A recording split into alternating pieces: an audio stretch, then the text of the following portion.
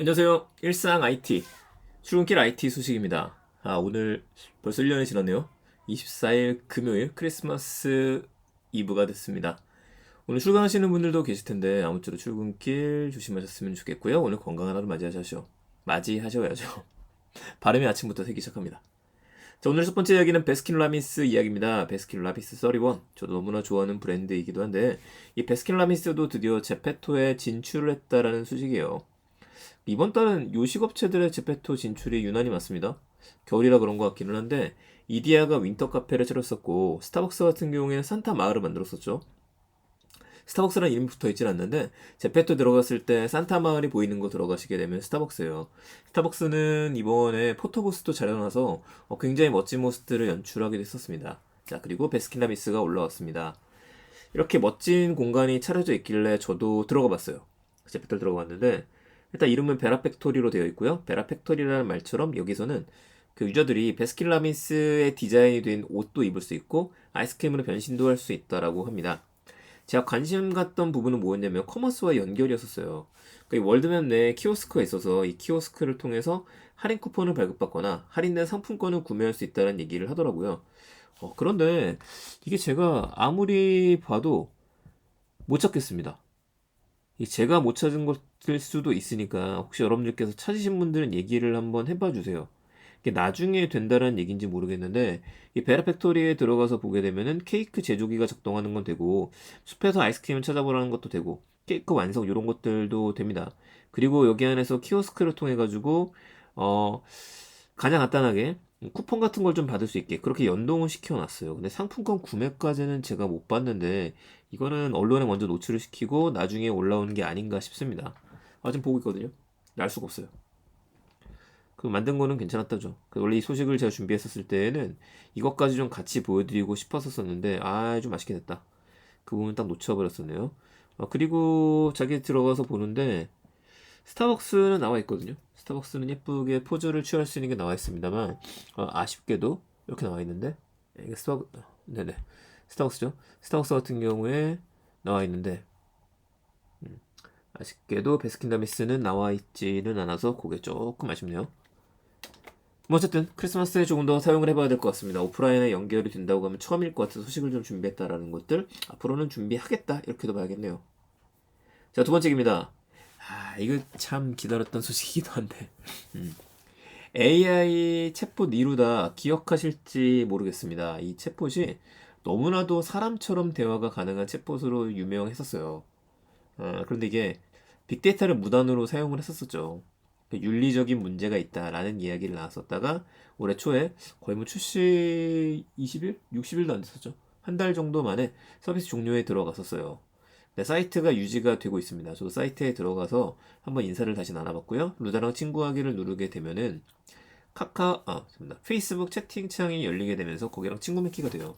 근데 지금 들어가 보니까 친구 맺기는 안 되고 예전에 친구 해놨으니까요. 다시 한번 동의를 해라. 이게 나왔습니다. 그래서 강화된 윤리 규정 때문에 동의를 받는 것 같고요. 10살 이상, 그러니까 이제는 어린 친구들은 안 돼요. 16살 이상만 대화를 할 수 있도록 만들어졌습니다. 그렇다고 지금 대화가 되는 건 아니고 컴백이 정해진 게 1월 달입니다.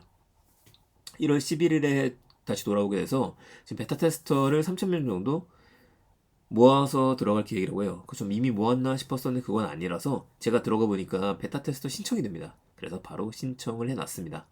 문제가 되었던 부분도 개선했다라고 하고 2월경에 이루다 2.0으로 출시한다라고 하니까 제가 관심이 가죠. 왜 관심이 가냐면은 그동안에 제가 그 로지부터 시작해서 사이버 인플루언서라고 하는 캐릭터들을 소개했었을 때 여기에 앞으로는 챗봇이 들어갈 수도 있다 이 얘기 들었거든요. 그렇게 되면은 완전히 좀 다른 판이 펼쳐질 것이다. 지금도 로즈 같은 경우에는 인스타그램도 하게 되면서 지속적으로 살아있는 것처럼 느껴지게 하려고 하잖아요. 춤도 추고 요즘에는 광고도 많이 땄고요. 자, 그런 걸 보게 되면은 이거 언젠가는 나랑 대화가 되겠는데? 지금 대화는 돼요.